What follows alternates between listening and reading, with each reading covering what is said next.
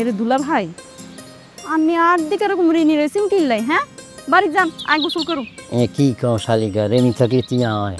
কি হয় মানে আয় আছে এনে গোসল করতে আয় যদি একটু মনের খুশিতে সাবান শ্যাম্পু ডলে ডলে গোসল করতে না হারি তাহলে কেউ বনি এখন আন্নে এনে বই থাকেন না আন্নে বাড়ির যান আর মন খুলে রেখেন গোসল করতে দেন আই যদি তোমার বোন কুসুম হইতাম আর নাহলে তোমার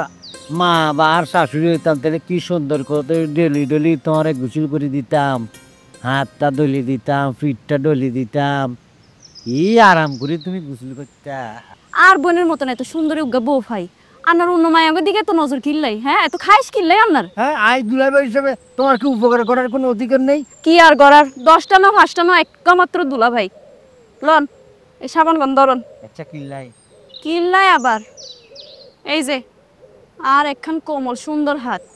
সাবান গন দিয়ে আলতো করে রেখেন ডলি দিবান দে চান্স পাই আবার সাপ সুপ দেওয়ার চেষ্টা করি না ওরে ওরে আপকে এত নরম কিল্লাই হ্যাঁ তোমার দুলা ভাই হাসার বুবাইতেছে এরে ইয়া তুই ইনি বই বই কি করো আই তোমার বোনের গোসল করে দিচ্ছে কি ওই যে তোমার খালু আছে না কবিরাজ সাহেব হেতে বলছে যে আর যত মায়ের দিছে এসে মায়ের সব বিষ বেদনা এই ঠ্যাঙের মধ্যে চলে আসছে অনেক ঠ্যাং এই পানির মধ্যে শুয়ে রাখতে হবে তাইলে পরে বিষ চলে যাবে বুঝছেন এই জন্য আইসি